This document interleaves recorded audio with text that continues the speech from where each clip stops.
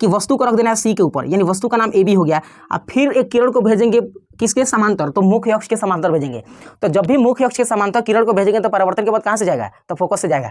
अब यहाँ से ये गया इधर से, परावर्तन के बाद फोकस से गुजर गया पहला किरण ये, दूसरा किरण भी उसी के जस्ट नीचे से समांतर ही भेजेंगे। तो समांतर भेजेंगे तो ये भी परावर्तन के बाद कहाँ से जाएगा, फोकस से। ध्यान से देखिएगा, ये दूसरा किरण है जो नीचे से परावर्तन के बाद फोकस से गुजर रही है। अब ये तो हेलो दोस्तों, साइंस एकेडमी पॉइंट के एक और नई वीडियो में आप सभी का स्वागत है। दोस्तों हम लोग क्लास 10 का जो साइंस था उसका चैप्टर फर्स्ट यानी बायो का चैप्टर फर्स्ट जैव प्रक्रम वाला हम खत्म कर दिए थे।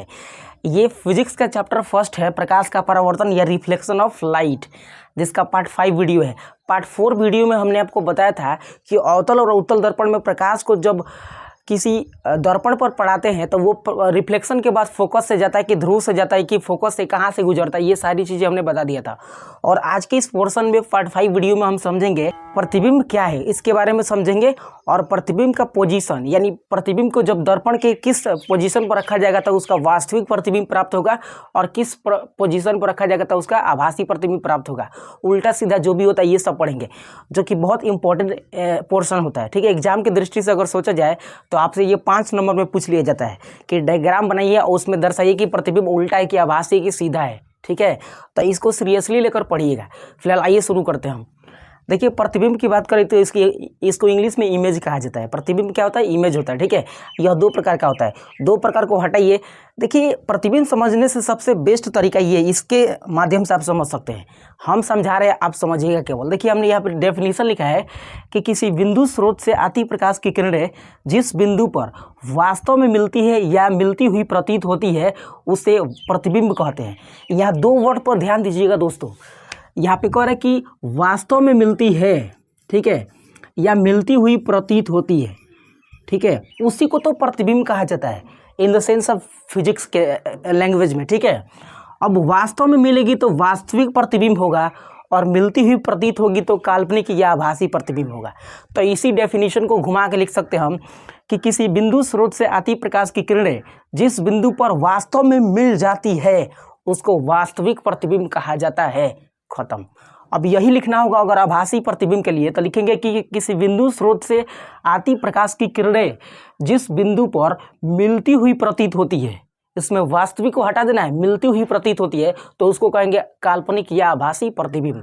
अब ये आपको डेफिनेशन ऊपरे ऊपरे हिल गया होगा, परंतु आइए आपको इस चित्र के माध्यम से समझाने का पूरा प्रयास करते हैं। देखिए, हम अवतल दर्पण की स्थिति को समझते हैं। सबसे पहले अवतल दर्पण में यहाँ पे देखिए, अवतल दर्पण में प्रतिबिंब का बनना है, इसमें किस तरह से बनता है, उसके बाद उत्तल वाला देखेंगे। ठीक है, हमने एक पहला पॉइंट लिया है कि जब वस्तु दर्पण के फोकस तथा ध्रुव के बीच हो, यानी फोकस माने एफ और ध्रुव माने पी, इन दोनों के बीच में क्या हो, वस्तु हो, तो उसकी प्रकृति, उस प्रतिबिंब की प्रकृति क्या होगी, ये आपको समझना है। ठीक है, तो देखिए यहाँ पे हमने तो ये है एक अवतल दर्पण जिसमें बाहर से रंगा गया है। ये आपको भली भांति पता होगा कि अवतल दर्पण को बाहर से ही रंगा जाता है, और इसका परावर्तक सतह जो होता है वो परावर्तक मतलब क्या होता है, वहाँ से प्रकाश का परावर्तन होता है।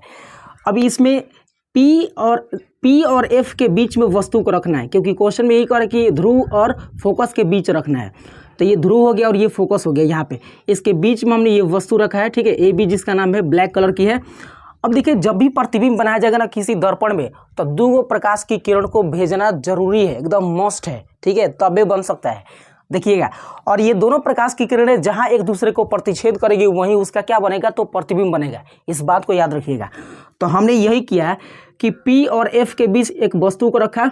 अब देखिए, पिछले वीडियो में हमने बताया था कि ये होता है PC जो है ना, ये P और C ये मुख्य अक्ष है। जब मुख्य अक्ष के समांतर किसी किरण को भेजते हैं ना, समांतर माने ये वाला, तो वो फोकस से होकर गुजरती है। तो एक किरण को हमने मुख्य अक्ष के समांतर भेजा है जो फोकस से होकर गुजर रही है। यहाँ से ये आकर दर्पण से परावर्तन के बाद फोकस से होकर गुजर रही है। पहला किरण ये है। और दूसरा कंडीशन यह है कि ये सी को बोलते हैं वक्रता केंद्र। अब ये वक्रता केंद्र से जब प्रकाश की किरण को भेजेंगे किस पर, दर्पण पर, तो वो टकराने के बाद फिर इसी रास्ते से वो लौट कर आएगा, क्योंकि ये लंबवत होता है, 19 डिग्री का एंगल बनाते हुए ये रिटर्न होता है। तो जब लंबवत प्रकाश की किरण को भेजेंगे तो वो उसी पथ पर लौट के आएगा। समझ रहे हैं? तो ये सी से हम जब प्रकाश की किरण भेज रहे हैं तो दर्पण से टकराने के बाद फिर इसी पथ पर आएगा। समझ रहे हैं? अब ये 2 किरण है, एक तो इधर से आकर इधर जा रही है, ये भी। अभी ध्यान से देखिए, ये किरण आगे बढ़ रहा है, ये भी किरण आगे बढ़ रहा है। अब देखिए ना, इनके बीच का जो दूरी है ना, डिस्टेंस, ये बढ़ते जा रहा है। तो क्या ये दोनों प्रकाश की किरणें एक दूसरे से मिलेगा? नहीं मिलेगा। तो नहीं मिलेगा तो समझ रहे इससे जो बड़ा प्रतिबिंब होगा वो काल्पनिक होगा। समझ रहे, वास्तव में नहीं मिल रहा है, ये मिलती हुई प्रतीत हो रही है, मिलती हुई प्रतीत। तो जब मिलती हुई प्रतीत होगा कि हाँ मिल जाएगा कहीं ना कहीं हो, तो वो होता है काल्पनिक प्रतिबिंब। अब जब भी काल्पनिक प्रतिबिंब बनेगा ना, तो वो सीधा बनता है। कैसा बनता है? सीधा। काल्पनिक प्रतिबिंब कैसा बनता है? तो सीधा बनता है। और ये जो प्रतिबिंब बनेगा ना, ये वस्तु से बड़ा बनेगा। कैसा बनेगा? बड़ा।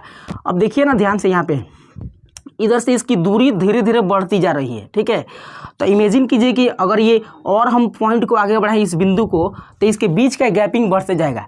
यानी यहाँ पर अगर मान लीजिए बनता तो छोटा प्रतिबिंब होता है, यहाँ पर बनता तो उससे बड़ा, यहाँ पर बनता तो उससे बड़ा, जितना दूर बनता उससे बड़ा हो जाता है। तो हम इस वस्तु के प्रतिबिंब की स्थिति या पोजीशन के बारे में क्या लिख सकते हैं कि जब अवतल दर्पण में फोकस, मुख्य अक्ष के समांतर आप किरण को भेजते हैं, तो दर्पण से परावर्तन के बाद वो फोकस पर गुजरती है। कि प्रतिबिंब दर्पण के पीछे बनता है, पहला कंडीशन ये। और काल्पनिक बनता है। काल्पनिक मतलब आभासी ये बनता है, इसको देख नहीं सकते, इसको पर्दे पर प्राप्त नहीं कर सकते हैं, आभासी प्रतिबिंब को। ठीक है, और ये वस्तु से सीधा और बड़ा बनता है। समझ रहे, आभासी, बड़ा, सीधा और दर्पण के पीछे बनता है। समझ रहे, तो ये पहला कंडीशन था अवतल दर्पण के लिए, जब हम वस्तु को फोकस और ध्रुव के बीच रख रहे थे। आइए दूसरे कंडीशन की बात करते हैं। तो दूसरा कंडीशन वही है अवतल दर्पण के लिए ही, जब वस्तु को अवतल दर्पण के वक्रता केंद्र और फोकस के बीच रखना है। इस बार वस्तु को दर्पण के वक्रता केंद्र मतलब C और फोकस माने F, इन दोनों के बीच में रखना है।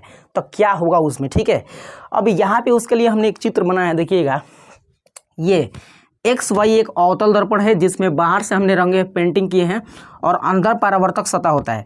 अब इसमें देखिएगा ध्यान से, ये C है वक्रता केंद्र और ये F है। ठीक है, वस्तु को C और F के बीच ही तो रखना है, C और F, क्योंकि इसमें दे रहा है वक्रता केंद्र यानी C और फोकस यानी F, इसी के बीच रख देना है। फिर कई गो किरण भेजेंगे प्रतिबिंब बनाने के लिए? तो 2 गो। ठीक है, अब 2 गो कहाँ से जाएगा?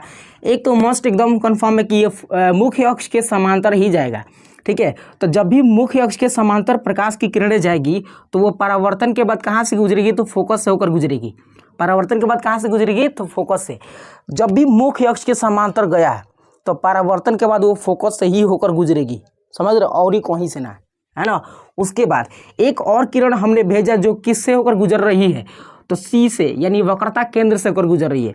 तो हमने आपको अभी बताया था कि जब भी C से किरण गुजरेगी तो वो C पर ही लौट कर आएगी, यानी परावर्तन के बाद वो किस पर आएगी? C पर ही आएगी, क्योंकि ये प्रकाश की किरणें जब वक्रता केंद्र के ऊपर भेजते हैं तो वो लंबवत होता है, 19 डिग्री का एंगल बनाता है। ठीक है, तो 2 किरण देखिए, एक किरण यहाँ से लौट कर ये जा रही थी, इधर से लौट कर ये यहाँ पर। ठीक है, और दूसरा किरण यहीं से हम भेजे और यहीं पर ये आ गई।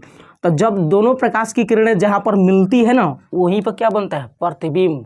क्योंकि ये चिल्ला कर कह रहे हैं कि किसी बिंदु स्रोत से आती प्रकाश की किरणें जिस बिंदु पर वास्तव में मिलती है या मिलती हुई प्रतीत होती है, तो यहाँ प्रतीत हो रहा था और यहाँ वास्तव में मिल रहा था। इसका मतलब कि ये जो प्रतिबिंब बनेगा वास्तविक प्रतिबिंब बनेगा। कैसा प्रतिबिंब? वास्तविक। और वास्तविक प्रतिबिंब जो होता है ना, हमेशा उल्टा होता है। कैसा होता है? उल्टा। ठीक है, अब देखिए ध्यान से, ये वस्तु था, ये प्रतिबिंब है। तो वस्तु सीधा रखा है, प्रतिबिंब उल्टा बना है, तो प्रतिबिंब उल्टा बनेगा तो वास्तविक होगा। और ये वस्तु से थोड़ा का है, बड़ा है। देखिएगा ध्यान से, ये छोटा है, यहाँ पे ये बड़ा है। तो यही चीज़ हमने लिखा है कि प्रतिबिंब वक्रता केंद्र और अनंत के बीच बनता है। सही बात है, ये जो प्रतिबिंब है ये वाला है, ये वक्रता केंद्र और अनंत माने वक्रता केंद्र से इधर यानी परे बन रहा है। ठीक है, अनंत के बीच बनता है। यह वास्तविक उल्टा और बड़ा होता है। सही बात है कि नहीं? तो ये दूसरा कंडीशन था कि जब C और F के बीच वस्तु को रखेंगे तो उससे परावर्तन के बाद जो किरणें रिफ्लेक्ट होगी ना, उससे प्रतिबिंब जो बनेगा वस्तु से बड़ा बनेगा, उल्टा बनेगा और वास्तविक बनेगा। खत्म, खल्लास, इतनी सी बात। तो ये था दूसरा कंडीशन। अब तीसरा और चौथा को समझ लेते हैं। तीसरा कंडीशन क्या है?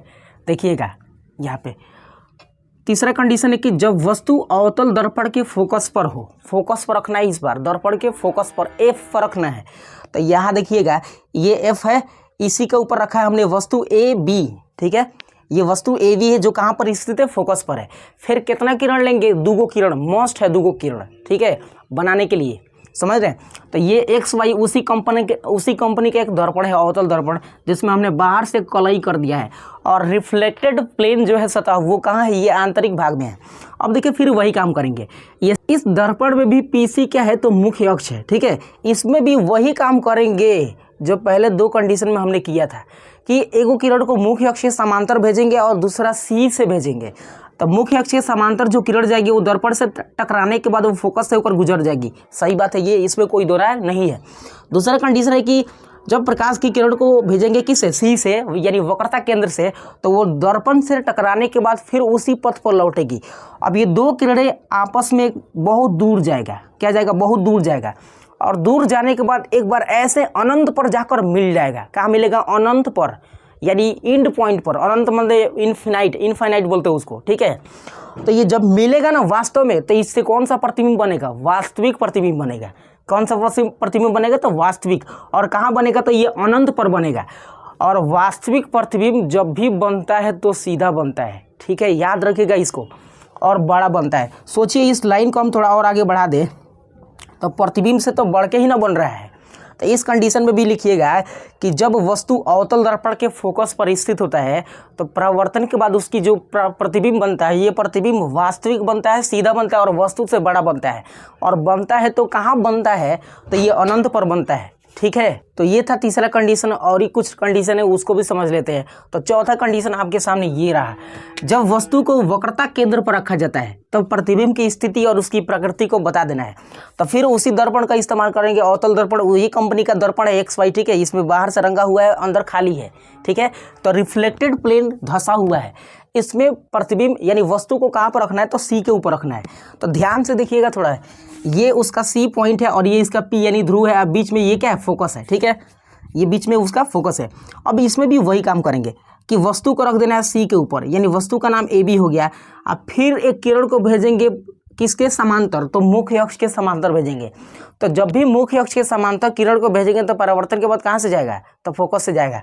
अब यहाँ से ये गया इधर से, परावर्तन के बाद फोकस से गुजर गया, पहला किरण ये, दूसरा किरण भी उसी के जस्ट नीचे से समांतर ही भेजेंगे।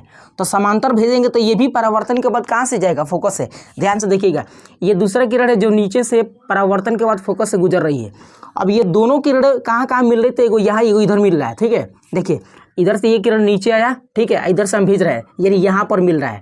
तो इस वस्तु AB का प्रतिबिंब इसके नीचे जस्ट उसी स्थान पर बनेगा जिसका नाम BA हो जाएगा, यानी उल्टा होगा। और इस कंडीशन में इस वस्तु का प्रतिबिंब, ठीक है, उसके आकार के बराबर होगा, समझ रहे हैं। अब जब भी उल्टा बनेगा प्रतिबिंब तो वास्तविक होगा। देखिए प्रतिबिंब वक्रता केंद्र पर ही बनता है, वहीं पर बना है, ठीक है, सी पर ही बना है, और वास्तविक उल्टा तथा वस्तु के आकार के बराबर बनता है। तो ये कंडीशन था जब वस्तु के आकार के बराबर प्रतिबिंब बन रहा था, वास्तविक और उल्टा बन रहा था। तो ये चौथा कंडीशन। आइए अब 5वें कंडीशन की बात करते हैं। तो 4 चीज़ें कवर हो गई, और 5वें बिंदु की बात करते हैं। 5वां बिंदु है कि जब वस्तु अनंत और अवतल दर्पण के वक्रता के बीच हो, वक्रता केंद्र के बीच स्थित हो, मतलब ये रहा आपका अवतल दर्पण। अब कह रहे कि अनंत और वक्रता केंद्र के बीच हो, तो ये वक्रता केंद्र सी हो गया, इससे पीछे जितना दूर चल जाएगी वो सब क्या होता है, अनंत होता है, ठीक है। इसके बीच में हमने यहाँ पर AB वस्तु रखा। फिर वही काम करेंगे जो इसके पहले पॉइंट में हमने किया था कि फिर से मुख्य अक्ष के समांतर एक आपतित किरण को भेजेंगे जो कहाँ से गुजरेगी, तो फोकस से।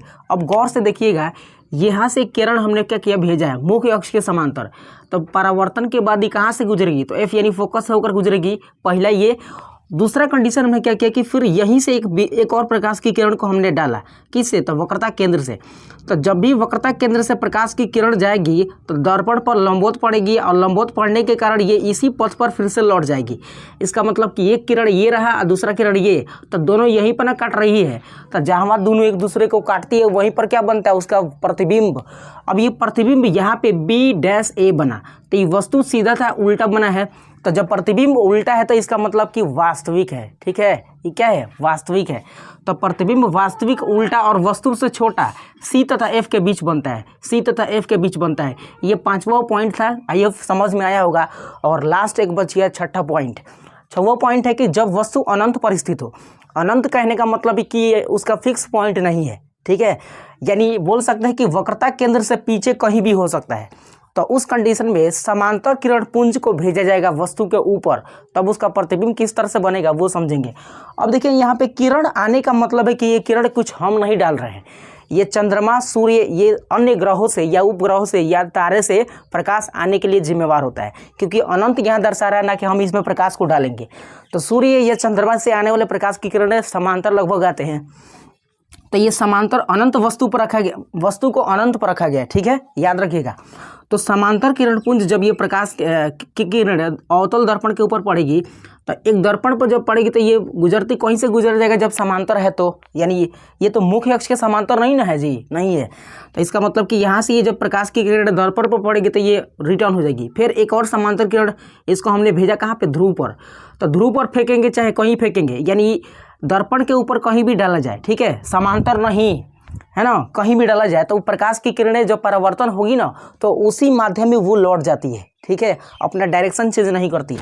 तो अब एक किरण को हमने यहाँ से डाला तो ये भी यहीं पे आई, और दूसरा किरण को हमने ध्रुव पर डाला तो ये भी इसी माध्यम में आई। कहने का मतलब सब इसी माध्यम में आएगा। तो दोनों प्रकाश की किरणें एक बिंदु पर मिली हुई है, और जहाँ मिलता है वहीं तो बनता है उसका प्रतिबिंब। तो यहाँ पे उसका प्रतिबिंब कैसा बन रहा है, तो B-A, यानी उल्टा बन रहा है। तो जब वस्तु अनंत पर स्थित हो और अनंत से प्रकाश आ रहा हो तो उस कंडीशन में प्रतिबिंब उल्टा बनेगा तो वास्तविक होगा, और वस्तु से छोटा बनेगा। और कहाँ बनेगा, तो फोकस पर बनेगा, याद रखिएगा कहाँ बनेगा, ये फोकस यहाँ पे, ठीक है, ये बनेगा फोकस पर। तो इस कंडीशन में वस्तु वास्तविक उल्टा, वस्तु से छोटा प्रतिबिंब बनेगा, और कहाँ बनेगा, तो ये F के ऊपर बनेगा। तो ये था अवतल दर्पण में प्रतिबिंब की स्थिति, प्रतिबिंब कहाँ पर कैसे बनता है ये चीज़ बता दी आपको। अब आते हैं थोड़ा इसके ऊपर। प्रतिबिंब के दो प्रकार थे, वास्तविक और आभासी। जब वास्तव में मिलेगा तो वास्तविक और मिलती हुई प्रतीत होगा तो आभासी, इनमें अंतर ये रहा। दूसरा कि वास्तविक प्रतिबिंब हमेशा उल्टा होता है, ठीक है, कैसा होता है, उल्टा। ऐसे वस्तु को रखा था, बना था प्रतिबिंब ऐसे, ठीक है, उल्टा। और जब भी प्रतिबिंब उल्टा बनेगा तो वास्तविक होगा, और आभासी प्रतिबिंब बनता है सीधा। लेकिन वास्तविक प्रतिबिंब को ना पर्दे पर प्राप्त किया जा सकता है, और आभासी को पर्दे पर प्राप्त नहीं किया जा सकता है। तो ये था प्रतिबिंब के प्रकार और उसमें अंतर। आई होप आपको इस सीरीज़ के माध्यम से समझ में आया होगा। हमें कमेंट सेक्शन में रिप्लाई देकर बताइएगा कि आपको ये वीडियो कितना समझ में आया। फिलहाल ये इस वीडियो का पार्ट 5 वीडियो था, है ना। आने वाली वीडियो में और आपको वीडियो प्रोवाइड कराया जाएगा, ठीक है। तो मिलते किसी अदर वीडियो में, तब तक के लिए बाय।